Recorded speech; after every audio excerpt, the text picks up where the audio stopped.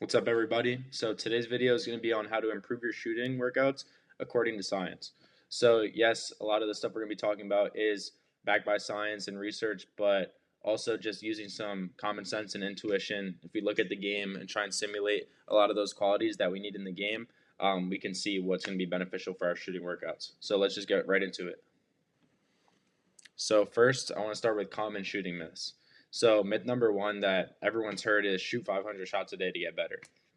While we'll get into this later, and volume is important for shooting, a lot of people just have the goal of making 500 shots a day, and that becomes their only goal.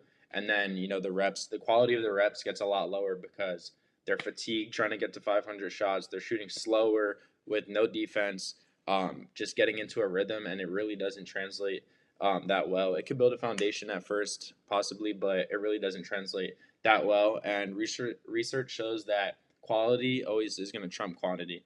Obviously, ideally, we want quantity and quality, but if you're sacrificing quality for quantity, that's not the way to go because, like it says here, mindless repetition without feedback, it actually reinforces bad habits. So shooting at speeds that are way slower than what we're going to be shooting at in the game, um, a bunch of stuff like different ball flights and different entry angles because there's no defense. So studies show that focused, deliberate practice, even if it does mean that you have fewer reps, it will produce faster skill acquisition for shooting than just high volume shooting 500 reps without intention or without clear goals in mind. And then myth number two that I wanted to cover is that you have to perfect your form before adding game speed reps. So a lot of people, whether they're changing their form or if it's just like a newer player, they'll just sit under the rim for days, weeks, months.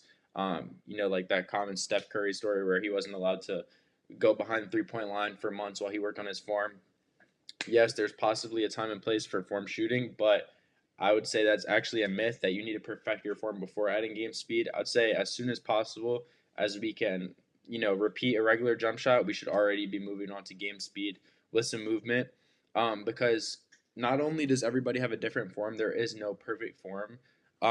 But once we can repeat a form, we want to start adding in some challenge, some variability, and even some decisions, because that's going to speed up our rate of transfer to the game and also just speed up our acquisition of that skill. So science shows that practicing only at slow speeds, under the basket where your entry or your exit velocity of your shot and even just like the movements that you're doing into your shot when you're shooting a form shot are much slower and don't transfer to game situations. So, variable practice, which we'll get into at different speeds and conditions, it builds more adaptable shooters. And your brain needs to learn shooting under realistic pressure with some variability, not just controlled under the basket form shots, seeing the ball go in a million times. So, how can we make little tweaks to what you're already probably doing to optimize them a little bit more? So, probably what a lot of you are doing is going to the court, 5 spots, 5 makes, 10 makes a spot, and just doing that over and over. So, one thing you could do to just change that up a little bit is add some pressure and challenges. So, studies show that even adding a little bit of pressure to your shooting drills has a really big transfer to games when you're in pressure situations and actually shooting in a game. So one way we could add pressure is simply just doing makes in a row. So maybe you already do this, but okay, I have to make 5 shots in a row at this spot before I can move on. If I get 4 and then I miss the 5th one, I restart at 0. So that already adds some pressure because on that 4th shot, you're going to be feeling a little bit of pressure inherently, and then it's going to add some pressure to that shot. You could also do can't miss a blank amount in a row. So I often do with my shooting drills, I have to make 5 without missing 2 in a row at any point. So if I make 3 and then I miss 2 in a row, I restart to 0, and I have to go back to spot number 1.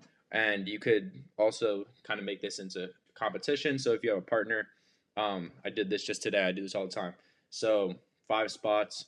I'm at spot 1. I have to make 5 without missing 2 in a row. If I get to spot 2, spot 3, and then I missed 2 in a row, I'm off. The partner goes, and then it's first one to finish all 5 spots, and you pick up where you left off. So that's just some simple ways to add pressure and challenge. And then also adding game speed movement. So studies show that stationary shooting, just block shooting, doesn't really transfer that well to the games. You get an acute, spike in your performance, so you're going to feel good. Your shot's going to feel good and probably be a little bit better immediately after, which is why there's a time and place for that.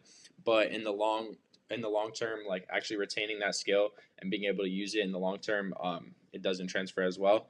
So before each shot in your current drills, just add a quick dribble move, a jab step, catch and shoot motion. Any kind of movement into the shot is really going to be beneficial. Add a little bit of variability, a little bit more game speed, and just stimulate real game situations. So what are 3 drills that you can add right now to your shooting routines to kind of improve your shooting work? So number 1, in games when you're shooting a jump shot, no matter what kind of shot you're shooting besides a free throw, there's always a decision that goes into it. So you have to decide, am I open enough to shoot? Is there enough space to shoot, or is there not enough space and I should drive? Should I pass to my teammate? How much time is on the clock, etc. So there's always decisions. So a great drill I like to do for this is 2v1 shooting. So you have 2 players on offense, 1 on defense. Let's say 1 on offense is in the corner, 1's on the wing, and then defense is starting on that same side block. The defense is going to throw the ball to one of the offense, either one they would like, and then they're just playing 1v2. So the one defender is trying to stop the 2 people on offense from getting a shot, and the offense has 1 to 2 passes max. So the first person who catches it can shoot, they can pass, and they're just trying to get off a good shot. So this implements decision making and shooting, contested shooting into it. And then if you're just doing like a one-on-one drill, you can do a contested shooting drill, but give the offense the option to drive if the defense gets too close. So that just adds another decision into it. So it's not predetermined that we're going to shoot every time. The second drill to add is just any fatigue shooting block. So this could be you're just sprinting from corner to corner, corner to corner, doing shots, sprinting as hard as you can, adding some fatigue in. And you could also add some pressure into this as well. So you could go corner to corner shots, but if you have to make 10, but if you miss 3 in a row, you restart. That's a great drill. Same thing with lifts and drifts. So like lifting to the wing, drifting to the corner. And then you could do 1v1 with solidifying shots. So this is something I like to add a lot to any of my like finishing drills or 1v1 drills. So you're playing one-on-one, which you're already getting a little fatigued from that. And then if you score, the only way to count that bucket is you have to space out to the 3-point line and hit a 3-pointer. So that adds some pressure because if you miss, now your bucket from the 1v1 doesn't count.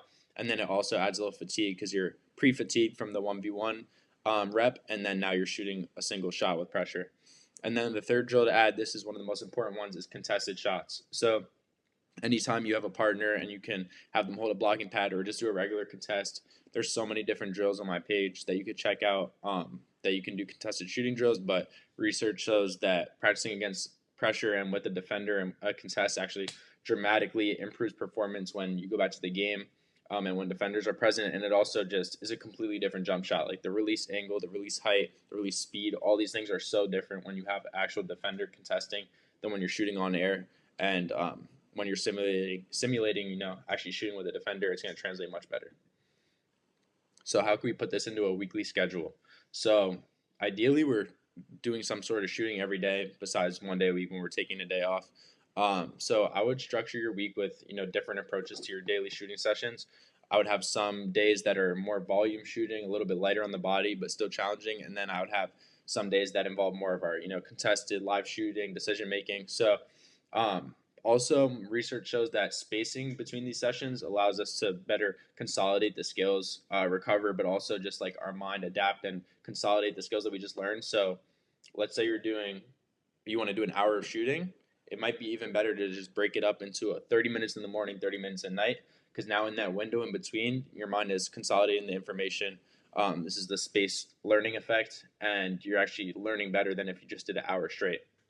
So that's one thing to think about, and also just like spacing out your sessions between different days rather than doing like 3 hours in one day, do 1 hour each day for 3 days. And then tying into one of my other videos that I recently made about doing the high-low schedule, you can also tie your shooting workout into this, your shooting schedule into this. So alternate between high volume days, probably on your low intensity skill days. When you're not lifting, you could do your high volume shooting with, you could do like some lower intensity shooting on your body, but still add in some challenge and variability like we talked about. And then on your high intensity days, when you're doing more live stuff, these could be your game situation days where you're doing contested shooting drills, decision making, fatigue, all that kind of stuff. And this prevents, plateaus in your shooting and builds more transferable skills.